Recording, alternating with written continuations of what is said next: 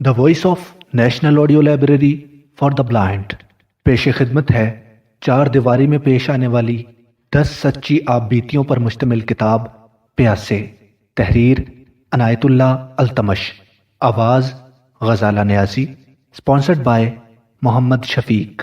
Please like, share and subscribe our channel National audio library for the blind. پہلی کہانی، بیٹی جو بیوی نہ بنی۔ میں نے حال ہی میں اپنی بیوی کی 3ری برسی منائی ہے۔ مرحومہ میری زندگی میں بہت بڑا خلا چھوڑ گئی ہے۔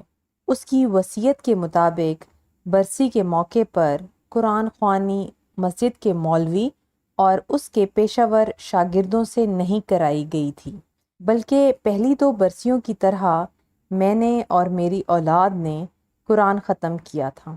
اللہ تعالیٰ نے مجھے اتنا دیا ہے کہ اس موقع پر زیادہ نہیں تو 3 دیگیں پکوا کر محلے میں تقسیم کر سکتا تھا، لیکن یہ بھی مرحومہ کی وصیت تھی کہ اس کے بعد اس کے نام پر کچھ کرنا ہو تو ختم قرآن کے ساتھ 1 یا 2 انتہائی غریب اور نادار لڑکیوں کو نئے کپڑے اور اپنی توفیق کے مطابق کچھ پیسے دیے جائیں۔ میں نے اس کی وصیت پر عمل کیا ہے۔ میری نگاہ میں مرحومہ کا احترام اور پیار صرف اس وجہ سے نہیں تھا کہ وہ میری بیوی یا میرے بچوں کی ماں تھی، بلکہ اس وجہ سے کہ وہ بہت بڑی قربانی کی یادگار تھی۔ اس روز سے جس روز مرحومہ کی ڈولی میرے گھر اتری تھی، اس روز تک جس روز اس کا جنازہ میرے گھر سے اٹھا تھا، یاد کرتا ہوں تو یہ داستان جو سنانے لگا ہوں میری ذاتی کہانی نہیں رہتی۔ اگر یہ آپ بیتی یا جگ بیتی ہے تو یہ ہزاروں پاکستانیوں پر بیت گئی ہے۔ تمہید سے ہٹ کر میں اصل بات پر آتا ہوں۔ یہ بات 48 سال پہلے شروع ہوئی تھی۔ شروع اس طرح ہوئی کہ میری شادی کا مسئلہ آ گیا۔ میرے رشتہ داروں میں کوئی لڑکی نہیں تھی۔ میری والدہ اور بہنوں نے رشتے کرانے والی 2 عورتوں کو کہا کہ میرے لیے وہ کوئی لڑکی دیکھیں اور گھر ایسا ہو جیسا درمیانے درجے کا ہمارا گھر ہے۔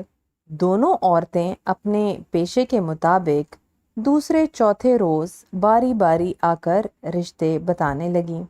آخر ایک گھر میری والدہ اور بہنوں کو پسند آ گیا۔ وہ جا کر لڑکی کو دیکھ آئیں۔ لڑکی ماں باپ کی ایک ہی اولاد تھی۔ اس کا باپ شہر کے ایک بڑے بازار میں دکاندار تھا۔ لڑکی کی عمر 18 سال کے لگ بھگ تھی۔ لڑکی کے والدین مجھے اور میرے گھر کو دیکھنے آئے۔ اسی روز رشتہ طے ہو گیا۔ لڑکی کے والد نے کہا کہ شادی پر پیسہ ضائع نہیں کیا جائے گا۔ اس نے یہ بھی کہا کہ وہ رسمی سا جہیز دے گا اور باقی جہیز نقد رقم کی صورت میں دے گا۔ ہم نے کہا کہ جہیز رسمی ہی دیا جائے لیکن نقد رقم بالکل نہ دی جائے۔ یہ تو چھوٹی چھوٹی باتیں ہیں جو میں بیان کروں تو بات بہت لمبی ہو جائے گی اور آپ کے لیے بوریت بھی پیدا ہوگی۔ ہوا یہ کہ تھوڑی سی بارات کے ساتھ ہم لوگ گئے اور باعزت طریقے سے لڑکی کو لے کر آ گئے۔ باعزت طریقے سے مراد یہ ہے کہ لڑکی کے والدین نے شریفانہ اور جائز خرچ کیا۔ ایسا ہی ہونا چاہیے تھا۔ پاکستان کی عمر ابھی 2 سال پوری ہوئی تھی۔ ابھی تک مشرقی پنجاب سے آئے ہوئے مہاجرین کی زیادہ تعداد ریفیوجی کیمپوں میں، ہندوؤں اور سکھوں کے چھوڑے ہوئے احاطوں میں اور پرانے مکانوں کے کھنڈروں میں پڑی ہوئی تھی۔ بعض مقامی لوگوں نے ان بے گھر مہاجرین کی جوان لڑکیوں کے ساتھ شادی کر کے انہیں سنبھال لیا تھا۔ یہ شادیاں نہایت سادگی سے ہوتی تھیں۔ صرف نکاح پڑھا جاتا تھا اور لڑکی کو اپنے گھر لے آتے۔ جہیز کی کون سوچتا؟ ان بیچاری لڑکیوں کے پاس صرف ایک جوڑا کپڑوں کا تھا۔ میری شادی جس گھر میں ہوئی وہ مقامی لوگ تھے۔ مقامی ہونے کے باوجود شادی اس وجہ سے بھی سادگی سے کی گئی تھی کہ وہ وقت ڈھول باجے بجانے کے لیے مناسب نہیں تھا اور فضول خرچی بھی بری لگتی تھی۔ لوگوں میں قومی جذبہ ابھی تازہ تھا۔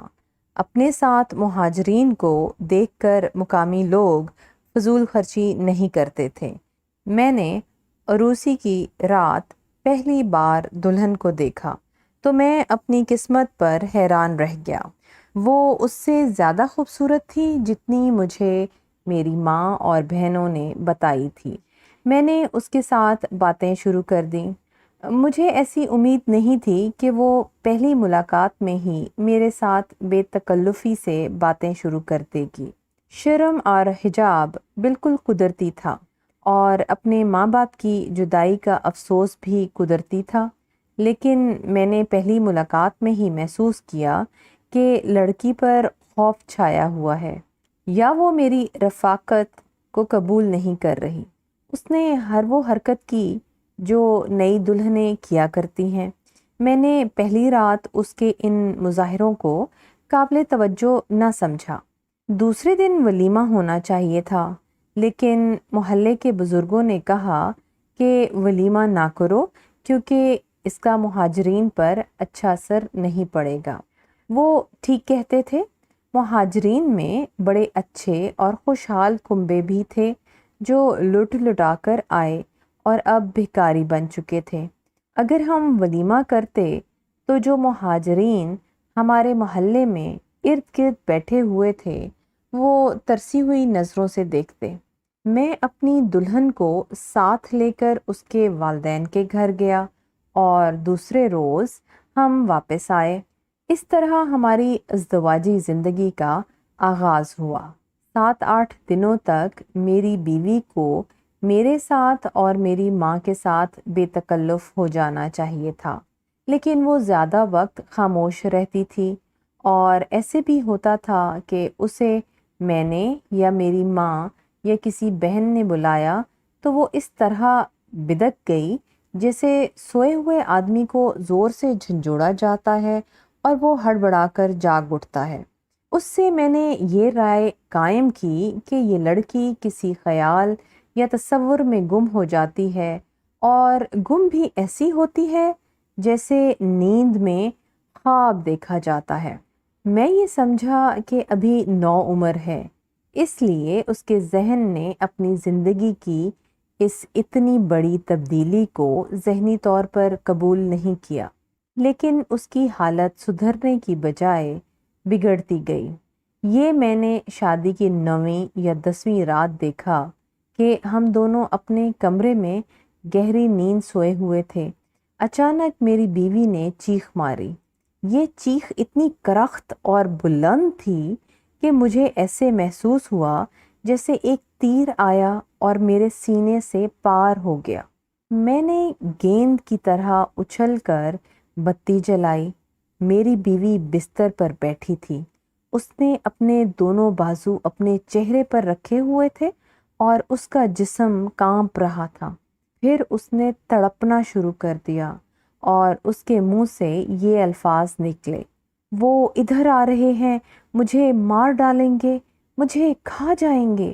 میں نے اسے جھنجھوڑا۔ چھوڑو مجھے، اس نے مجھ سے پرے ہٹتے ہوئے کہا۔ خدا کے لیے مجھے چھوڑ دو۔ کیا ہوا سلطانہ؟ میں نے اس کی بغل کے نیچے ہاتھ رکھ کر اپنی طرف گھسیٹتے ہوئے پوچھا۔ خواب میں ڈر گئی ہو؟ وہ رضائی میں چھپنے کی کوشش کر رہی تھی۔ اس نے میری طرف دیکھا۔ اس کا چہرہ ایک خوبصورت چہرہ تھا، لیکن اس کے چہرے پر خوف کے ایسے آثار آ گئے تھے کہ مجھے اس کے چہرے سے ڈر آنے لگا۔ اس کی آنکھیں گہری لال کلیجی کے ٹکڑوں کی طرح ہو گئی تھیں۔ اس کا منہ کچھ کھلا ہوا تھا اور میں اچھی طرح بیان نہیں کر سکتا کہ اس کا چہرہ کتنا اور کس طرح بھیانک ہو گیا تھا۔ مجھے یہ خیال آیا کہ یہ خواب میں نہیں ڈری بلکہ اسے کوئی اعصابی دورہ پڑ گیا ہے۔ میں اپنی ماں کو بلا لانے کے لیے چلا تو میری بیوی کی آواز سنائی دی، مجھے اکیلا چھوڑ کر نہ جائیں۔ میں اس کی طرف مڑا تو وہ گولی کی طرح پلنگ سے اتری اور میرے ساتھ لپٹ گئی۔ جب اس کا جسم میرے ساتھ لگا تب میں نے محسوس کیا کہ یہ کتنی زیادہ کانپ رہی ہے۔ میں نے اسے پلنگ پر بٹھایا اور رضائی اوپر کر دی۔ اس نے مجھے بھی گھسیٹ کر اپنے ساتھ پلنگ پر بٹھا لیا، پھر میری آغوش میں ڈرے ہوئے بچے کی طرح پناہ لینے لگی۔ باقی رات اسی طرح گزر گئی۔ وہ بہت دیر بعد اپنی اصلی حالت پر آئی۔ میں نے اس سے پوچھا تو اس نے یہی بتایا کہ بڑا خوفناک خواب دیکھا تھا۔ میں اس سے پوچھتا تھا کہ خواب کیا تھا۔ میں اس لیے چاہتا تھا کہ وہ اپنا خواب بیان کرے کہ اس طرح جس سے وہ ڈر گئی تھی وہ اس کے سامنے آئے گا تو اس کے دل سے خوف اتر جائے گا، لیکن وہ بتا نہیں رہی تھی۔ میں خاموش ہو گیا۔ یہ تو اس کے خوف زدہ ہونے کا قصہ تھا، لیکن گھر میں اس کا برتاؤ ٹھیک نہیں تھا۔ میری بہنوں کے ساتھ بھی بے تکلف نہیں ہوتی تھی۔ میں سچ کہہ رہا ہوں کہ میری ماں اسے دلی طور پر چاہتی تھی۔ اس کی وجہ یہ تھی کہ میں اکلوتا بیٹا تھا۔ اسی وجہ سے میری دونوں بہنیں اس سے پیار کرتی تھیں کہ میں ان کا ایک ہی بھائی تھا۔ والد صاحب فوت ہو چکے تھے، اس لیے بہنوں سے چھوٹا ہونے کے باوجود میں گھر میں بڑا تھا۔ 1-2 مہینے اور گزر گئے۔ اس دوران 6-7 دفعہ رات کو سوتے سوتے وہ چیخ مار کر جاگی اور بیٹھ گئی۔ اب اس کی چیخ بہت اونچی نہیں ہوتی تھی، لیکن خوف ہر بار ایک جیسا ہوتا تھا۔ اس کے منہ سے یہ الفاظ ہر بار نکلتے تھے کہ وہ مجھے کھا جائیں گے۔ ایک بار اس نے یہ الفاظ بھی کہے، مجھے چھوڑ دو، میں اپنی جان خود لے لوں گی۔ وہ کانپتی تھی اور سر میری آغوش میں چھپاتی تھی۔ اس خوف زدگی کے دورے کو برداشت کیا جا سکتا تھا، لیکن گھر کے ہر فرد کے ساتھ اس کا جو سلوک اور برتاؤ ہوتا تھا وہ مشکوک تھا۔ اسے کوئی بھی عقل مند آدمی دیکھتا تو یہی کہتا کہ اس لڑکی کو اس گھر کے ساتھ اور اس گھر کے کسی بھی فرد کے ساتھ دلچسپی نہیں۔ گھر کے روزمرہ کے کام کاج میں وہ دلچسپی نہیں لیتی تھی۔ بیوی کی حیثیت سے میری ہر ضرورت پوری کرتی تھی، لیکن اس طرح جیسے وہ مجبور ہو کر وہ فرض ادا کر رہی ہو جو اس پر تھوپ دیا گیا ہے۔ میرا مطلب یہ ہے کہ وہ دلی طور پر ساتھ نہیں دیتی تھی۔ میں ذرا واضح کر دیتا ہوں۔ مثلاً میری والدہ نے اسے کہا، سلطانہ بیٹی ذرا آٹا تو گوندھ دو۔ وہ خاموشی سے باورچی خانے میں گئی، آٹا گوندا اور نکل آئی۔ ایسے ہی کبھی میں نے اسے کمرے میں چلنے کو کہا تو وہ خاموشی سے کمرے میں چلی آئی۔ وہ لڑتی جھگڑتی بھی نہیں تھی کہ ہم کہتے کہ اس میں کوئی جان ہے یا جذبات ہیں۔ سارے واقعات اور اتنی زیادہ باتیں سنانے کی ضرورت نہیں، میں مختصراً بتا رہا ہوں کہ اس کا انداز کیا تھا۔ 2-3 مہینے اور گزرے تو رات کو اس کا ڈر کر جاگ اٹھنا جاری رہا۔ 7-8 دنوں کا وقفہ پڑتا تھا، لیکن اس کا جو برتاؤ مشکوک سا تھا اس پر ہمیں پختہ شک ہونے لگا۔ میں تو اپنے آپ کو یہ یقین دلانے لگا کہ میں اس لڑکی کی پسند کا خاوند نہیں ہوں۔ اگر اس نے مجھے قبول نہیں کیا تھا تو یہ اس کا حق تھا۔ وجہ صاف تھی، اس کا رنگ گورا تھا، میں سانولے رنگ کا تھا۔ ویسے بھی وہ اتنی زیادہ خوبصورت تھی کہ میں اس کے قابل نہیں تھا۔ مجھ میں بس اتنی خوبیاں تھیں کہ میں ایک تندرست مرد تھا، اور میں اتنے پیسے کما لیتا تھا جس سے گھر میں خوشحالی اور فارغ البالی تھی۔ میری دونوں بہنوں کی شادی ہو چکی تھی، وہ اسی شہر میں تھیں اور قریب ہی رہتی تھیں، اس لیے ہفتے میں 1-2 چکر ان کے لگ ہی جاتے تھے۔ وہ بھی میری بیوی کے سلوک اور بے رخی کی وجہ سے پریشان رہتی تھی۔ سلطانہ، میں نے ایک رات بڑے دکھ سے اس سے پوچھا، اگر تمہاری شادی تمہارے والدین نے زبردستی میرے ساتھ کر دی ہے تو بتا دو، خدا کی قسم پوری عزت کے ساتھ تمہیں آزاد کر دوں گا اور تمہارے گھر چھوڑ آؤں گا، مجھے پریشان نہ کرو۔ اگر میں تمہاری کوئی ضرورت جسمانی، جذباتی یا کوئی اور ضرورت پوری کرنے کے قابل نہیں ہوں تو وہ بھی بتا دو۔ میں نے یہ تو دل کو سمجھا لیا ہے کہ میں تمہارے قابل نہیں۔ تم واقعی بڑی حسین لڑکی ہو اور میں تمہارے مقابلے میں کچھ بھی نہیں۔ اس کا سر جھکا ہوا تھا۔ ہم دونوں ایک ہی پلنگ پر بیٹھے ہوئے تھے۔ میں بول رہا تھا اور اس کا سر نہایت آہستہ آہستہ اٹھ رہا تھا۔ آخر اس نے میری آنکھوں میں آنکھیں ڈال کر دیکھا۔ اس نے میرا ایک ہاتھ اپنے دونوں ہاتھوں میں پکڑ لیا اور اسے دبانے لگی۔ اس کے ساتھ ہی اس کی آنکھوں سے آنسو بہنے لگے۔ میں نے بہت اصرار کیا کہ وہ اپنی زبان سے کچھ کہے، لیکن اس نے کچھ بھی نہ کہا۔ یہی اس میں خرابی تھی کہ وہ بولتی نہیں تھی۔ اس کا رات کو ڈر کر جاگ اٹھنا پہلے سے زیادہ ہو گیا، اور دن کے وقت میرے ساتھ اور میری ماں کے ساتھ اس کا رویہ ایسا ہو گیا جس میں بے رخی صاف پتہ لگتی تھی۔ میں نے ایک روز محسوس کیا کہ میری ماں کے لیے اس کا یہ رویہ ناقابل برداشت ہو گیا ہے۔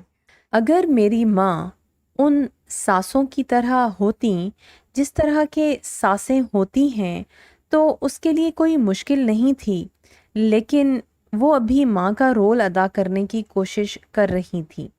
اس نے ایک کارروائی یہ کی کہ ایک بزرگ کے پاس چلی گئی جو آسیب، سایہ وغیرہ رفع کرنے میں شہرت رکھتے تھے۔ انہوں نے تعویذ دیے۔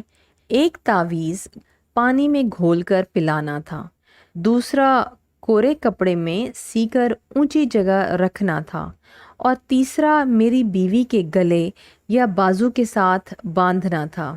انہوں نے کہا ہے کہ لڑکی پر ایک سایہ ہے۔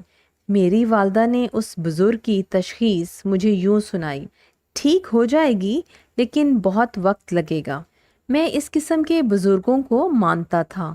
ایک روز میں کسی کو بتائے بغیر ان کے پاس چلا گیا۔ انہوں نے میری بات سنی اور یہ بھی سنا کہ میری بیوی کا رویہ کیا ہوتا ہے۔ انہوں نے آنکھیں بند کر لیں، پھر تسبیح اپنے سامنے کر کے دونوں ہاتھوں سے کھینچی اور تسبیح کے دانوں کو ادھر ادھر کیا۔ پھر انہوں نے آنکھیں کھول کر تسبیح رکھ دی۔ لڑکی کا دل یہاں نہیں ہے، بزرگ نے فیصلہ دینے کے لہجے میں کہا۔ دل لگ جائے گا لیکن ذرا مشکل سے۔ مجھے صرف یہ بتائیں سرکار، میں نے پوچھا، کیا وہ کسی اور کو چاہتی ہے؟ یہ بھی بتا دیں گے، انہوں نے کہا۔ مجھے کچھ کر لینے دو، ابھی اس کا دل یہاں نہیں آیا۔ کالے بکرے کی سری اور کالے پائے پورے 4 کسی روز لے آنا، اس کے ساتھ 10 روپے نقد اور 4 آنے الگ لے آنا۔ یہ خیال رکھنا کہ سری اور پائے اچھے تندرست بکرے کے ہوں، ویسے ہی کسی کمزور بکرے کے نہ اٹھا لانا۔ 2-3 روز بعد میں یہ چیزیں اور پیسے اس بزرگ کو دے آیا۔ انہوں نے 2 روز بعد بلایا۔ میں گیا تو انہوں نے شک مزید پختہ کر دیا۔ یہ نیت لڑکی کی اپنی نہیں، انہوں نے کہا۔ اس پر سایہ جو ہے وہ بہت منحوس اور بہت برے اثر والا ہے۔ بزرگ نے مجھے ایک وظیفہ بتایا جو 40 روز کرنا تھا، اور اس کے بعد 2 ٹونے بتائے۔ میں نے یہ سب کیے لیکن سب بیکار ثابت ہوئے۔ میں اتنا تنگ آ گیا کہ ایک روز اس کے والدین کے پاس چلا گیا اور انہیں بتایا کہ ان کی بیٹی کا رویہ کیا ہے۔ خواب میں تو وہ یہاں بھی ڈرتی تھی، میرے سسر نے کہا، اور وہ زیادہ باتیں کرنے کی عادی نہیں۔ میں اسے کیا سمجھاؤں گا؟ وہ نیت کی بری نہیں۔ چچا جان، میں نے کہا، اگر یہ صرف میرا معاملہ ہوتا تو میں آپ کو پریشان نہ کرتا۔ میں اپنی والدہ کو پریشان ہوتا نہیں دیکھ سکتا۔ وہ بیوہ ہیں اور یہ میرا اور میری بیوی کا فرض ہے کہ انہیں کوئی تکلیف نہ ہونے دیں۔ لیکن اگر آپ سلطانہ کو کچھ کہیں سنیں تو میں اس کو آپ کے پاس چھوڑ جاؤں گا۔ ہاں ہاں، میرے سسر نے بخوشی کہا، آج ہی اسے چھوڑ جاؤ، 2-3 روز بعد اسے لے جانا۔ میں نے ایسا ہی کیا اور تیسرے روز اسے لے آیا۔ میں یہ دیکھ کر حیران رہ گیا کہ میری بیوی کا رویہ ایسا تھا جیسے میں اسے اس کے ماں باپ کے گھر لے ہی نہیں گیا اور جیسے کچھ ہوا ہی نہیں۔ مطلب یہ کہ اس میں ذرا سی بھی تبدیلی نہ آئی۔ آپ مرد کی نفسیات کو سمجھتے ہوں گے۔ بیوی اپنے خاوند کو یا کوئی عورت کسی آدمی کو یہ کہہ دے کہ تجھے میں اپنے قابل نہیں سمجھتی، تو وہ آدمی بدصورت ہی ہو اور جسمانی لحاظ سے کمزور ہی ہو، وہ مرنے مارنے پر اتر آتا ہے، اور اگر اس میں یہ جرت نہ ہو تو خودکشی کی کوشش بھی کر گزرتا ہے۔ میری بیوی نے مجھے ایسے الفاظ نہیں کہے تھے، لیکن اس کا رویہ اتنا زیادہ بے رخی والا ہو گیا تھا کہ اسے یہ کہنے کی ضرورت ہی نہیں رہی تھی کہ میں اس کے قابل نہیں۔ ہم نے پورا 1 سال اسے برداشت کیا۔ آخر ایک روز میری والدہ پھٹ پڑی اور اس نے میری بیوی کو بہت ناگوار باتیں کہہ دی۔ میری بیوی کا رد عمل یہ تھا کہ وہ کچھ بھی نہ بولی اور کمرے میں جا کر بیٹھ گئی اور روتی رہی۔ میری اس بپتا کی باقی تفصیلات ایک ہی جیسی ہیں، سارے واقعات سنانے کی ضرورت نہیں۔ 3 بزرگوں کے تعویذ اور ٹونے اور وظیفے بیکار ہو چکے تھے۔ میری ماں کا پیار اور خلوص اور میری بہنوں کا پیار اور خلوص بھی رائیگاں گیا۔ میں نے اس کی منتیں بھی کی تھیں۔ ایک رات اس کے سامنے میرے آنسو بھی نکل آئے تھے اور پھر میں نے اسے ڈانٹا بھی تھا۔ ایسا معلوم ہونے لگا تھا جیسے ہم گھر کے چاروں فرد ایک چٹان کے ساتھ ٹکرے مار رہے ہیں۔ 4 مہینے اور گزرے تو میری والدہ نے مجھے کہا، ایک کوشش رہ گئی ہے، وہ بھی کر کے دیکھ لیتے ہیں۔ بچہ ہونے کے آثار بھی نظر نہیں آ رہے تھے۔ محلے کے لوگ عجیب کہانیاں گھڑ رہے تھے۔ میں نے اپنے دوستوں کے مشورے پر ایک اسپیشلسٹ ڈاکٹر سے وقت لیا اور بیوی کو اس کے پاس لے گیا۔ اس وقت ڈاکٹروں کے پاس مریضوں کا ہجوم نہیں ہوتا تھا، اس لیے وہ ہر مریض کو پوری تسلی سے دیکھتے تھے۔ ڈاکٹروں میں بھی خلوص تھا اور ہمدردی بھی۔ دیکھو میاں، اسپیشلسٹ ڈاکٹر نے مجھے کہا، کیوں پریشان ہوتے ہو؟ میں نے تمہیں باہر بھیج کر تمہاری بیوی سے بہت سی باتیں پوچھی ہیں۔ اس میں کوئی دماغی خرابی نہیں، نہ ہی یہ ذہنی مریضہ ہے۔ اس پر 1 سال گزر جانے کے بعد بھی شادی کا خوف طاری ہے۔ اس کے ساتھ پیار و محبت جاری رکھو اور یہ جو کچھ بھی کرتی ہے وہ برداشت کرتے رہو۔ کچھ عرصے کے بعد یہ حقیقت کو قبول کر لے گی۔ میں کوئی دوائی نہیں دوں گا جو اس کے ذہن کو سلا دے۔ اسے سلانا نہیں بلکہ بیدار کرنا ہے۔ میں نے اس اسپیشلسٹ کو اپنا یہ مسئلہ بھی بتایا تھا کہ 1.25 سال گزر جانے کے بعد بھی بچہ پیدا ہونے کے آثار نظر نہیں آ رہے۔ ڈاکٹر نے ایک لیڈی ڈاکٹر کا نام پتہ بتا کر اپنے پیڈ پر چٹھی لکھ دی۔ اس معمر لیڈی ڈاکٹر نے میری بیوی کا معائنہ کیا اور کچھ باتیں پوچھیں۔ یہ بھی ایک مخلص ڈاکٹر تھی۔ اس نے مجھے میڈیکل سائنس کی اصطلاحوں میں سمجھایا کہ لڑکی پر خوف کا قبضہ اتنا زیادہ ہے کہ اس کا جسم بیوی کا رول ادا کر ہی نہیں رہا، یہ بچے کی پیدائش کو قبول نہیں کر رہی۔ لیڈی ڈاکٹر نے بھی دوسرے ڈاکٹر کی طرح کہا، اس کے ساتھ اچھا سلوک جاری رکھا جائے تاکہ اس کے ذہن سے خوف نکل جائے۔ یہ تشخیص مان لینے کے باوجود میری بیوی کا رویہ ہمارے لیے ناقابل برداشت ہو گیا تھا۔ میں نے اپنی والدہ کو بتایا کہ لیڈی ڈاکٹر نے بچے کے متعلق کیا بتایا ہے، تو والدہ نے اسی وقت فیصلہ کر دیا۔ تو ابھی بچہ ہے، والدہ نے مجھے کہا۔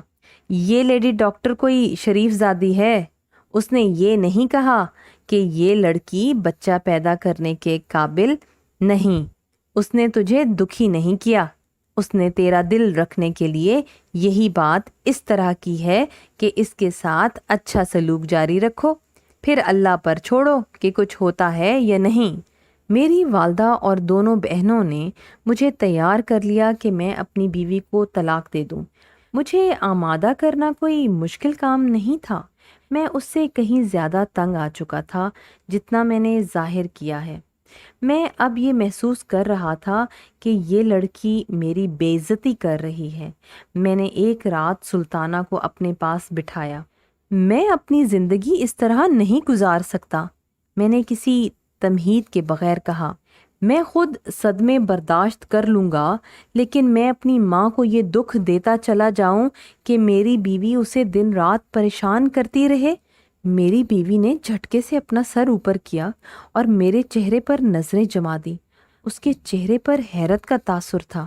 میں زیادہ باتیں نہیں کروں گا سلطانہ، میں نے کہا۔ میں صبح تمہیں تمہارے والدین کے پاس چھوڑ آؤں گا، پورا حق مہر ادا کروں گا، اس کے علاوہ جو مانگو گی دوں گا اور تحریری طلاق لکھ دوں گا۔ اس نے بجلی کی تیزی سے میرے پاؤں پکڑ لیے، پھر سر میرے پاؤں پر رکھ دیا۔ نہیں، اس نے سر اٹھا کر کہا، ایسا نہیں ہوگا، میں یہاں سے نہیں جاؤں گی، میرا کوئی ٹھکانہ نہیں۔ تم نے میرے گھر کو اپنا ٹھکانہ سمجھا ہی کب تھا؟ میں نے کہا۔ وہ چونکہ بولنے کی عادی نہیں تھی، اس لیے چپ چاپ حیران اور پریشان میرے منہ کی طرف دیکھتی رہی۔ کچھ بولو سلطانہ، میں نے اکتاہٹ کے لہجے میں کہا۔ کچھ تو کہو، میں تمہیں طلاق نہیں دینا چاہتا، لیکن تم نے مجھے مجبور کر دیا ہے۔ ایک بات بتائیں، اس نے رک رک کر پوچھا، کوئی انسان قرآن کی قسم توڑ دے تو وہ کوڑی ہو جائے گا؟ کیا کہہ رہی ہو؟ میں نے کہا۔ کس قسم کی بات کر رہی ہو؟ سیدھی بات کرو، یہ ہماری ازدواجی زندگی کی آخری رات ہے، دل میں جو چھپا رکھا ہے وہ میرے آگے رکھ دو۔ میں نے ایک قسم کھائی تھی، اس نے کہا، میں وہ توڑنے سے ڈرتی ہوں۔ پہلے مجھے یہ بتاؤ، میں نے کہا، کہ یہ کیسی قسم ہے؟ میں علماء سے فتویٰ لے لوں گا، تمہیں انشاءاللہ کچھ نہیں ہوگا۔ پھر میری پوری بات سن لیں، اس نے کہا۔ میں اس باپ کی بیٹی نہیں، اور یہ عورت جو اس شخص کی بیوی ہے وہ میری ماں نہیں۔ میں ادھر کی رہنے والی ہی نہیں، میں ادھر سے ہجرت کر کے یہاں آئی تھی۔ مجھ سے قرآن مجید پر قسم لی گئی تھی کہ میں اسے راز میں رکھوں گی، بس یہ میری قسم ہے جو میں نے آج توڑ دی ہے۔ میں نے اپنی عقل اور دلیل بازی سے اسے سمجھایا کہ اس قسم کی قسم توڑنے سے کچھ نہیں ہوتا، کیونکہ اس سے کسی کا کوئی نقصان نہیں ہوگا۔ دوسرے یہ کہ وہ میری بیوی ہے، اور بیوی کو اپنے خامد سے کوئی بات نہیں چھپانی چاہیے۔ بات تو کھل چکی تھی، اب تفصیل سننی باقی تھی۔ میری بیوی نے جو تفصیل سنائی وہ میں اپنے الفاظ میں پیش کرتا ہوں۔ یہ لڑکی جلندھر چھاونی کے علاقے کی رہنے والی تھی۔ اس کے والد معراج الدین کوئی چھوٹا موٹا کاروبار کرتے تھے، اور وہ مسلم لیگ کے ان ورکروں میں سے تھے جو اپنا تن من دھن لگا کر کام کیا کرتے تھے، لیکن رہتے گمنام ہیں۔ ہندوؤں اور سکھوں کے ساتھ براہ راست ٹکر لینے والے آدمی تھے۔ 1946 کے الیکشن میں انہوں نے اس انداز سے کام کیا تھا کہ اس حلقے کے ہندو اور سکھ ان کے دشمن ہو گئے تھے۔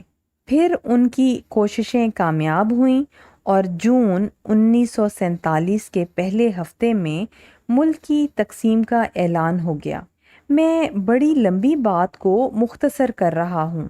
ہندوؤں اور سکھوں نے جون کے مہینے میں ہی معراج الدین کو قتل کرنے کی کوششیں شروع کر دی تھیں۔ ایک کوشش کے کامیاب ہونے میں بال برابر فرق رہ گیا تھا۔ یہ ایک ہندو کے ریوالور سے نکلی ہوئی گولی تھی جو معراج الدین کے جسم کے ساتھ لگتی ہوئی گزر گئی تھی۔ مشرقی پنجاب میں مسلمانوں کے قتل اور ان کے گھروں کی لوٹ مار کے واقعات شروع ہو گئے تھے، لیکن مسلمانوں کو ابھی معلوم نہیں تھا کہ قیامت ابھی آنے والی ہے۔ سلطانہ کے والد معراج الدین قاتلانہ حملوں کے باوجود جالندھر میں سینہ تان کر پھرتے رہے۔ وہ تقسیم ہند کے فاتحین میں سے تھے۔ ان کے صرف قریبی دوست ہی جانتے تھے کہ انہوں نے پاکستان کے حصول کے لیے کیسی کیسی قربانیاں دی ہیں اور اپنے آپ کو کیسے کیسے خطروں میں ڈالا ہے۔ پھر وہ قیامت ٹوٹ پڑی جو خاک و خون کا طوفان تھا۔ ہر طرف آگ کے شعلے اور خون کے چھینٹے تھے۔ شعلوں میں مسلمانوں کی املاک جل رہی تھیں اور چھینٹے مسلمانوں کے خون کے تھے۔ صرف حکایت ایک پرچہ ہے جس میں مشرقی پنجاب کے مسلمانوں کے قتل عام اور تباہی کے واقعات شائع ہوتے رہتے ہیں۔ یہ ہماری تاریخ کا ایک باب ہے اور ہمارا فرض ہے کہ یہ باب اپنے بچوں کو زبانی یاد کرا دیں۔ جالندھر کے ہندوؤں نے پورے اہتمام کے ساتھ معراج الدین کے گھر پر حملہ کیا۔ سلطانہ نے مجھے بتایا کہ کچھ روز پہلے ہندوؤں نے معراج الدین کو پیغام بھیجا تھا کہ وہ اس کی بیٹی کو یعنی سلطانہ کو اغوا کر لیں گے۔ معراج الدین کو صرف یہ ایک غم تھا کہ وہ اپنی بیٹی کو کس طرح بچا کر پاکستان لے جائے گا۔ حملے سے ایک دو روز پہلے معراج الدین نے سلطانہ کو اور دو اور آدمیوں نے جو اپنی جوان بیٹیوں کو ایک ایسے گھر میں بھیج دیا جہاں مرد زیادہ تھے۔ جگہ تو کوئی بھی محفوظ نہیں تھی، مسلمانوں کے لیے وہاں کوئی پناہ نہیں تھی۔ پھر وہ وقت بھی آیا کہ معصوم بچوں کو اپنی ماؤں کی گودیوں میں بھی پناہ نہ ملی۔ رات ہی رات معراج الدین کے گھر کا صفایا ہو گیا۔ معراج الدین تمام کنبے سمیت شہید ہو گیا سوائے سلطانہ کے۔ مسلمان وہاں سے بھاگنے لگے۔ سلطانہ دوسری لڑکیوں کے ساتھ 6-7 مردوں کی حفاظت میں رات کے وقت وہاں سے نکلی اور یہ چھوٹا سا قافلہ صبح تک جالندھر سے بہت دور آ گیا۔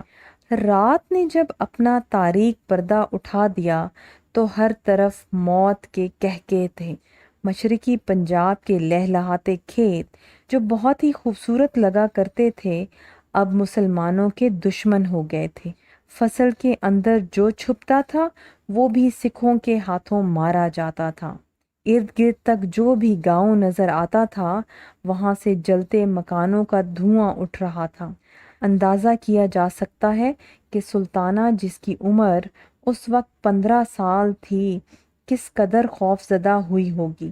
اگر وہ خوف سے ہی مر جاتی تو یہ عین قدرتی تھا۔ وہ 3-4 سال بعد مجھے اس وقت کی داستان سنا رہی تھی تو بھی وہ کانپنے لگی تھی اور سرک کر میرے قریب ہو گئی تھی۔ اس کی آنکھیں ٹھہر سی جاتی تھیں جیسے وہ منظر اسے نظر آ رہا ہو۔ ان لڑکیوں کو اپنے مردوں کی حفاظت حاصل تھی۔ شام کو وہ بھی نہ رہی۔ اچانک سکھوں کا ایک جتھا سامنے آ گیا اور وہ ان پر ٹوٹ پڑا۔ اس جگہ کھڈ بھی تھے جن میں بعض کھڈ گہرے اور لمبائی میں دور تک چلے گئے تھے۔ سلطانہ سکھوں کو دیکھتے ہی 1-2 قدم پیچھے ہٹی اور کھڈ میں گر پڑی۔ اسے لاٹھیاں، کلہاڑیاں، کرپانیں اور برچھیاں ٹکرانے کی آوازیں اور لڑکیوں کی چیخیں سنائی دینے لگیں۔ وہ خود کھڈ کے نیچے نیچے وہاں سے دور نکل گئی۔ اس نے مجھے سنایا کہ وہ اپنے زور پر یا اپنی ہمت سے نہیں دوڑ رہی تھی، یہ خدا کا ہاتھ تھا جو اسے آگے ہی آگے دھکیلتا جا رہا تھا۔ یہ لمبوترا کھڈ آگے جا کر خشک اور تنگ سا نالہ بن گیا تھا۔ رات آ گئی تھی۔ سلطانہ کے بچ نکلنے میں اس رات کی تاریکی کا پورا ہاتھ تھا۔ سلطانہ یہاں سے آگے سنانے لگی تو اس کی چیخ نکل گئی۔ میں نے اسے ڈرے ہوئے بچے کی طرح اپنے بازوؤں میں لے کر اپنی پناہ میں لے لیا۔ میں نے اسے روک دیا۔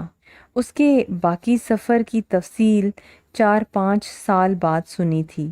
وہ یوں تھی کہ وہ غشی کی حالت میں چلتی رہی چھپتی رہی، مختصر یہ کہ کیڑوں مکوڑوں کی طرح رینگتی چھپتی چھپاتی اس طرف جا نکلی جدھر گنڈا سنگھ والا کی طرف آنے والے قافلے آ رہے تھے۔ اس کے پاؤں سوج گئے تھے، پنڈلیوں سے خون بہہ رہا تھا، خاردار جھاڑیوں کے کانٹوں نے اسے زخمی کر دیا تھا۔ اسے والٹن کے ریفیوجی کیمپ میں ہوش آئی، اسے کچھ کھلایا پلایا گیا۔ وہاں اس جیسی لڑکیاں بھی تھیں جو پناہ گزین لڑکیوں کی دیکھ بھال کر رہی تھیں۔ یہ لاہور کے اسکولوں اور کالجوں کی لڑکیاں تھیں۔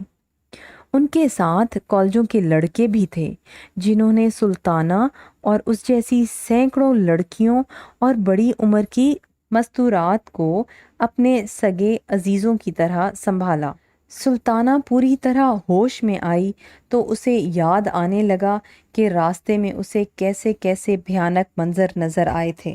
معصوم بچوں کی کٹی ہوئی لاشیں، جوان عورتوں کی برہنہ لاشیں، ہر عمر کے آدمیوں کی لاشیں، بکھرے ہوئے کپڑے، جوتے اور ایسی ہی بے شمار چیزیں۔ اسے یاد آنے لگا کہ پاکستان نے قوم سے کتنی بڑی قیمت وصول کی ہے۔ سلطانہ اکیلی رہ گئی تھی۔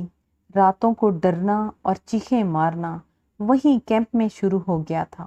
اس کی بیرک میں جو مہاجر رہتے تھے وہ اسے سنبھال لیتے تھے، پھر مہاجرین وہاں سے بکھرنے لگے۔ جس کسی کو سر چھپانے کی کہیں جگہ مل جاتی تھی وہ کیمپ سے چلا جاتا تھا۔ جن کا کوئی وسیلہ نہیں تھا وہ بیچارے کیمپوں میں پڑے رہے۔ کچھ اور عرصہ گزرا تو یہ سلسلہ شروع ہو گیا کہ کوئی آدمی کیمپ میں آتا اور اس قسم کی درخواست کرتا کہ اگر کیمپ میں کوئی جوان لاوارث لڑکی ہو تو وہ اسے دے دی جائے، جسے وہ اپنی بیٹی بنا کر پالے گا۔ کیمپوں میں ایسی لاوارث لڑکیاں موجود تھیں، وہ اچھی قسم کے لوگوں کے حوالے کی گئیں۔ اس سلسلے میں کچھ خرابیاں بھی پیدا ہوئیں، مثلاً یہ کہ بعض غلط قسم کے لوگ شرفا کے بھیس میں لڑکیوں کو غلط مقاصد کے لیے لے گئے اور انہیں خراب کیا۔ یہ تفصیلات بڑی دردناک اور شرمناک ہیں، میں یہ بیان نہیں کروں گا۔ میں آپ کو اپنی بیوی سلطانہ مرحوم کی بات سناؤں گا۔ ریفیوجی کیمپ میں سلطانہ ایک غریب سے کنبے کے ساتھ پڑی رہی۔ اس کی دولت اس کی عصمت تھی جسے وہ سرحد پار سے بچا کر لائی تھی۔ وہ دن رات روتی اور دل ہی دل میں فریادیں کرتی رہتی تھی۔ ایک روز اس سے پوچھا گیا کہ اسے ایک شریف آدمی کے حوالے کر دیا جائے تو اسے کوئی اعتراض تو نہیں ہوگا۔ اسے یقین دلایا گیا کہ وہ ایک باعزت گھر میں رہے گی اور ایسے ہی ایک اچھے گھر میں اس کی شادی کی جائے گی۔ سلطانہ کو کیا اعتراض ہو سکتا تھا؟ اس کا دماغ سوچنے کے قابل رہا ہی نہیں تھا۔ اس نے رضامندی ظاہر کر دی۔ اس طرح وہ اس آدمی کے ساتھ آ گئی جو میرا سسر بنا۔ میں جب اس گھر میں گئی تو مجھے یقین نہیں آ رہا تھا کہ خدا نے میری فریادیں سن لی ہیں۔ سلطانہ نے مجھے اس وقت کی داستان سناتے ہوئے کہا تھا، اس گھر میں ایک تو یہ صاحب تھے جنہوں نے مجھے اپنی بیٹی بنایا تھا، اور ان کی بیوی تھیں جنہیں میں نے امی کہنا شروع کر دیا۔ آپ نے اس گھر کو اچھی طرح دیکھا؟ کتنا اچھا گھر ہے، ہر چیز اور ہر آسائش موجود ہے۔ مجھے تو صرف پیار اور پناہ کی ضرورت تھی، خدا نے مجھے دونوں چیزیں دے دی۔ ان میاں بیوی نے سلطانہ کو بہت پیار دیا اور صحیح معنوں میں اپنی بیٹی بنا لیا۔ دراصل سلطانہ نے ان کی ایک ضرورت پوری کر دی تھی، وہ یہ کہ وہ بے اولاد تھے۔ ان کی عمریں 40 سال سے اوپر ہو گئی تھیں۔ سلطانہ نے اس گھر میں 2 سال گزار دیے۔ اس عرصے میں ڈرنے اور چیخیں مارنے کی کیفیت ختم ہو گئی تھی۔ سلطانہ کو اپنے ماں باپ، چھوٹے اور بڑے بہن بھائی یاد آتے تھے تو وہ تڑپ اٹھتی تھی، لیکن اس گھر میں اسے جو پیار ملتا تھا وہ اس کے درد کو سہلا لیتا تھا۔ جس محلے میں وہ رہتے تھے وہاں زیادہ تر گھر ہندوؤں اور سکھوں کے تھے، وہ سب چلے گئے تھے، ان کی جگہ مہاجرین آ کر آباد ہو گئے۔ اس طرح کسی کو پتہ نہ چلا کہ سلطانہ ان میاں بیوی کی سگی بیٹی نہیں۔ سلطانہ اب شادی کی عمر تک پہنچ گئی تھی، لیکن اس نے اپنے دل میں یہ فیصلہ کر لیا تھا کہ شادی نہیں کرے گی۔ اس نے مجھے اس کی وجہ یہ بتائی کہ وہ ڈرتی تھی کہ اسے جو پیار اور خلوص یہاں مل رہا ہے وہ سسرال میں نہیں ملے گا۔ اس نے اپنا یہ فیصلہ اپنے دل میں چھپا کر رکھا ہوا تھا۔ آخر ایک ایسا واقعہ ہو گیا کہ اسے اس گھر سے رخصت ہونا پڑا۔ واقعہ یہ ہوا کہ جسے اس نے امی بنایا تھا وہ کچھ دنوں کے لیے اپنے رشتہ داروں کے گھر چلی گئی۔ اس کے رشتہ دار اس شہر سے دور رہتے تھے۔ گھر میں یہ آدمی رہ گیا جس نے سلطانہ کو اپنی بیٹی بنایا تھا۔ رات کا وقت تھا، سلطانہ اپنے کمرے میں جا کر سو گئی۔ سلطانہ، اسے ہلکی سی آواز دی۔ سلطانہ کی نیند بڑی کچی تھی۔ یہ ایک نفسیاتی وجہ تھی۔ یہ خوف اس کے ذہن میں اتر گیا تھا کہ وہ گہری نیند سو جائے گی تو اسے کوئی اٹھا کر لے جائے گا۔ اس کی آنکھ کھلی تو دیکھا اس کا یہ باپ جس نے اسے بیٹی بنایا تھا اس کے پلنگ کے ساتھ کھڑا تھا۔ کیوں ابا جان؟ سلطانہ نے اٹھ کر بیٹھتے ہوئے پوچھا۔ کچھ چاہیے؟ سو گئی تھی؟ اس شخص نے پوچھا۔ تو کیا ہوا ابا جان؟ سلطانہ نے پیار سے کہا۔ بتائیں نا کیا کام ہے، میں کر دیتی ہوں۔ اس کے ابا جان پلنگ پر بیٹھ گئے اور کچھ دیر چپ ہی رہے۔ سلطانہ ڈر گئی کہ معلوم نہیں کیا ہو گیا ہے کہ جسے وہ اپنا محافظ اور پاسبان سمجھتی ہے وہ اس قدر پریشان ہے۔ کیا ہوا ابا جان؟ سلطانہ نے پوچھا۔ ہوا تو کچھ نہیں سلطانہ، اس نے کہا۔ میں بات کرتے اس لیے ڈرتا ہوں کہ تم مایوس کر دو گی۔ بیٹی اپنے باپ کو مایوس نہیں کر سکتی، سلطانہ نے کہا۔ آپ پر تو میں اپنی جان بھی قربان کر سکتی ہوں، کچھ کہیں تو صحیح۔ کہنا صرف یہ ہے، سلطانہ کے ابا جان نے کہا، کہ مجھے باپ نہ کہو اور میں تمہیں بیٹی نہیں کہوں گا۔ سلطانہ کی یہ حالت ہو گئی جیسے ایک سکھ نے اپنی برچھی اس کے سینے میں اتار دی ہو۔ اس کی زبان اکڑا گئی اور کمرے کی دیواریں اس کے ارد گرد ایک چکر میں گھومنے لگی۔ رات کا وقت تھا، تنہائی تھی اور سلطانہ نے جسے اپنا باپ کہا تھا وہ ایک غیر مرد بن گیا تھا۔ تم تو بہت ہی گھبرا گئی ہو سلطانہ، اس شخص نے کہا۔ میں تمہیں گھر سے نکال تو نہیں رہا، بلکہ پہلے سے زیادہ عزیز رکھوں گا۔ اب تک بیٹی کہتا رہا ہوں، پھر بیوی کہا کروں گا۔ نہیں، سلطانہ نے گھبراہٹ اور خوف سے کانپتی ہوئی آواز میں کہا۔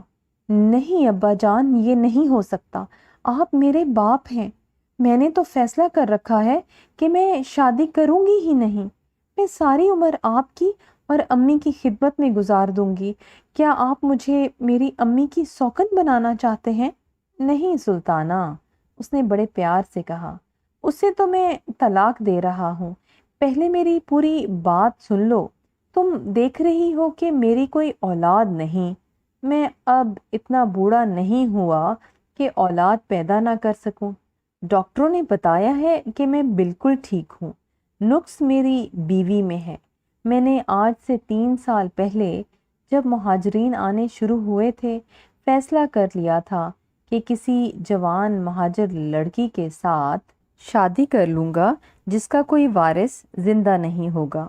اس فیصلے میں میرے 2 فائدے تھے، ایک تو اولاد کے لیے شادی کرنی تھی اور دوسرے یہ کہ ایک لاوارث لڑکی کو باعزت گھرانہ مل جانا تھا۔ یہ ایک نیکی تھی جو میں نے کرنے کا فیصلہ کر چکا تھا۔ تمہیں یہاں لانے سے پہلے میں نے کیمپ میں گھوم پھر کر دیکھا تھا، میری نظر تم پر جم گئی تھی، پھر میں تمہیں گھر لے آیا۔ اب تم جوان ہو گئی ہو، میرا دل توڑ نہ دینا۔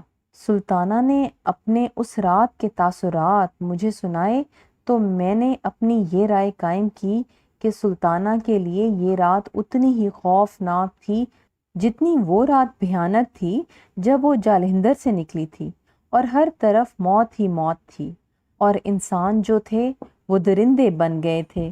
یہ رات مشرقی پنجاب کی اس رات سے اس لیے بھی زیادہ خوفناک تھی کہ جسے اس نے اپنا باپ کہا تھا وہ باپ بن کر درندہ ہو گیا تھا۔ وہ درندہ اس طرح ہوا کہ پہلے سلطانہ کو پیار اور محبت سے راضی کرنے کی کوشش کرتا رہا، وہ نہ مانی تو اسے اپنے احسان اور نیکیاں جتانے لگا۔ سلطانہ بڑی زور زور سے سر ہلا ہلا کر انکار کرتی رہی۔ اس شخص نے جب دیکھا کہ لڑکی نہیں مانتی تو وہ زبردستی پر اتر آیا۔ صاف پتہ چلتا تھا کہ اس کے دل سے شادی کا خیال نکل گیا ہے اور وہ سلطانہ کو ہوس کا نشانہ بنانے پر تل گیا۔ سلطانہ پلنگ سے اٹھ کر فرش پر کھڑی ہو گئی تھی۔ اس کا بناوٹی باپ اس کی طرف لپکا تو سلطانہ نے چیخنا شروع کر دیا تھا۔ یہ آدمی اس کے منہ پر ہاتھ رکھتا تو سلطانہ اس کے ہاتھوں کو دانتوں سے کاٹتی تھی۔ سلطانہ باہر کو بھاگنے کے لیے کمرے کے دروازے تک گئی تو دروازے کی چٹکنی چڑھی ہوئی تھی۔ یہ اس آدمی نے چڑھائی تھی۔ سلطانہ چٹکنی کھولنے لگی تو اس شخص نے پیچھے سے اسے پکڑ لیا۔ سلطانہ نے دروازے پر زور زور سے ہاتھ اور پاؤں مارنے شروع کر دیے۔ میں سارے محلے کو بتاؤں گی، سلطانہ چیخ چیخ کر کہتی رہی، امی آئے گی تو اسے بھی بتاؤں گی۔ دراصل یہ شخص کوئی گنڈا اور بدماش نہیں تھا۔ سلطانہ اتنی خوبصورت اور بے آسرا تھی کہ یہ شخص اپنی عمر اور اپنی شرافت کو بھلا بیٹھا۔ اولاد کی خواہش بھی بجا تھی، لیکن سلطانہ اسے خاوند کے روپ میں قبول کر ہی نہیں سکتی تھی۔ یہ آدمی سلطانہ کی چیخ و پکار سے ڈر گیا۔ اس نے سلطانہ کی منت سماجت شروع کر دی کہ وہ چپ ہو جائے، مگر وہ چپ نہیں ہوتی تھی۔ کہتی تھی کہ مجھے اس گھر سے نکل جانے دو، میں کسی کنویں یا دریا میں کود جاؤں گی۔ اس کا یہ باپ اتنا گھبرایا کہ اس نے سلطانہ کے آگے ہاتھ جوڑ دیے اور یہاں تک کہا کہ میں تمہارے قدموں میں سر رکھتا ہوں، مجھے معاف کر دو اور کسی کو بتانا نہیں، میں تمہیں بیٹی بنا کر ہی گھر میں رکھوں گا۔ اس نے سلطانہ سے کہا۔ میں اس طرح نہیں مانوں گی، سلطانہ نے کہا۔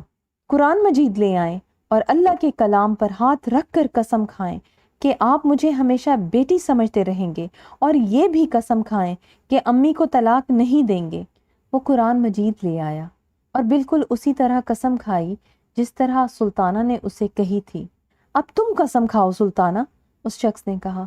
قرآن مجید پر ہاتھ رکھ کر یہ قسم کھاؤ کہ آج رات ہمارے درمیان جو کچھ ہوا ہے اس کا ذرا سا بھی ذکر کسی کے ساتھ نہیں کرو گی۔ سلطانہ نے انہی الفاظ میں قرآن پر ہاتھ رکھ کر قسم کھائی۔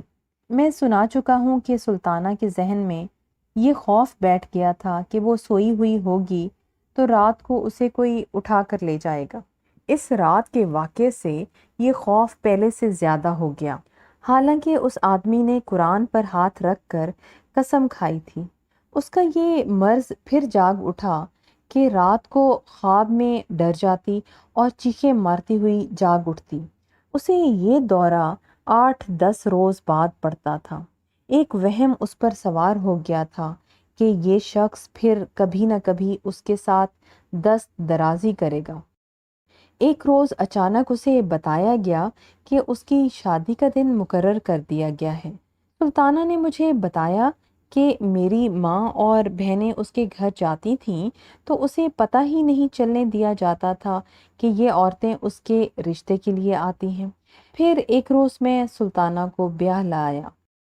مجھے سمجھ نہیں آتی سلطانہ، میں نے اس کی ساری کہانی سن کر کہا، میں نے تمہیں دل کی گہرائیوں سے پیار دیا ہے، امی نے اور میری دونوں بہنوں نے بھی تمہارے ساتھ پیار اور محبت کی کمی نہیں رہنے دی، پھر تم یہاں کیوں ڈرتی رہی ہو؟ کیا تمہیں ہم پر اعتبار نہیں تھا؟ میں کچھ بتا نہیں سکتی، اس نے بے چین ہو کر کہا۔ میں آپ کو یہ ساری بات سنانا چاہتی تھی، میں نے آپ سے کچھ نہیں چھپانا تھا، لیکن میں نے قرآن مجید پر ہاتھ رکھ کر جو قسم کھائی تھی اسے توڑنے سے ڈرتی تھی۔ مجھ سے قرآن مجید پر قسم لے لو، میں آپ کو دل اور روح سے چاہتی ہوں، میرا کوئی علاج کروائیں اور اب مجھے بتائیں کہ میں نے قرآن مجید کی جو قسم توڑی ہے یہ گناہ نہیں اور اس کی مجھے سزا نہیں ملے گی۔ خود سوچو سلطانہ، میں نے کہا، تم نے یہ قسم خود تو نہیں کھائی تھی کہ تم کسی کو یہ نہیں بتاؤ گی کہ تم مہاجر ہو اور یہ شخص تمہارا باپ نہیں۔ دوسری بات یہ ہے کہ تم نے قسم توڑ کر کسی کا نقصان نہیں کیا، بلکہ میری اور اپنی ازدواجی زندگی کو بچا لیا ہے، ورنہ تم واپس اس گھر میں جا کر پہلے سے زیادہ بے چین اور پریشان رہتی، اور میں اور میری امی یہاں دکھی رہتے اور سوچتے رہتے کہ اس لڑکی کو ہمارا گھر کیوں پسند نہیں آیا۔ پھر بھی تم ڈرو نہیں، میں صدقے کا ایک بکرا دے دوں گا۔ میں نے اسے یقین دلایا کہ میں اب طلاق کا نام بھی نہیں لوں گا۔ یہ سن کر اس کی جان میں جان آئی۔ میں نے اس کے ساتھ جو باتیں کیں وہ سنانے کی ضرورت نہیں، میں صرف یہ بتاؤں گا کہ اسے مجھ پر اعتبار آ گیا۔ میں نے صبح اٹھتے ہی اپنی ماں کو الگ بٹھا کر یہ ساری بات سنائی اور اسے کہا کہ اب سلطانہ جو کچھ بھی کرے اسے محسوس نہ کیا جائے۔ میں نے یہی بات اپنی بہنوں کو بھی بتائی، وہ تو پہلے سے ہی اسے بڑی اچھی لڑکی سمجھتی تھیں، اب اور زیادہ اس کے ساتھ پیار محبت کرنے لگیں۔ سلطانہ کے رات والے ڈر کر جاگنے کے دورے کم ہونے لگے، کبھی مہینے میں 2 بار، کبھی 1 بار دورہ پڑتا تھا، پھر 3 مہینے بعد، پھر 5 مہینے بعد دورہ پڑا، پھر یہ دورے بالکل ختم ہو گئے۔ اس میں کوئی 1.5 سال کا عرصہ لگا تھا۔ آہستہ آہستہ گھر میں اس کی دلچسپی بھی بڑھتی گئی اور وہ نارمل حالت میں آ گئی۔ اس کے بعد اس میں پہلے بچے کے آثار ظاہر ہوئے۔ اس سے یہ ظاہر ہوا وہ پوری طرح حقیقی زندگی میں آ گئی۔ یہ میں ہی جانتا ہوں کہ میں نے سلطانہ کے رویے کو کس طرح برداشت کیا تھا۔ بہت ہی مشکل کام تھا، لیکن میں جب سوچتا تھا کہ اس لڑکی کے باپ نے پاکستان کے لیے کتنا جہاد کیا تھا اور صرف اپنی جان نہیں دی بلکہ اس کا پورا خاندان پاکستان کے نام پر شہید ہو گیا تھا، تو میں سلطانہ کے لیے بڑی سے بڑی قربانی دینے کے لیے تیار ہو جاتا تھا۔ اس کے بعد ہماری جو زندگی گزری وہ بہت ہی پرسکون اور بڑی ہی پیاری زندگی تھی۔ میرے بچوں نے اس پرسکون ماحول میں پرورش پائی ہے، اسی کا اثر ہے کہ آج وہ بڑی اچھی حیثیت کے مالک ہیں۔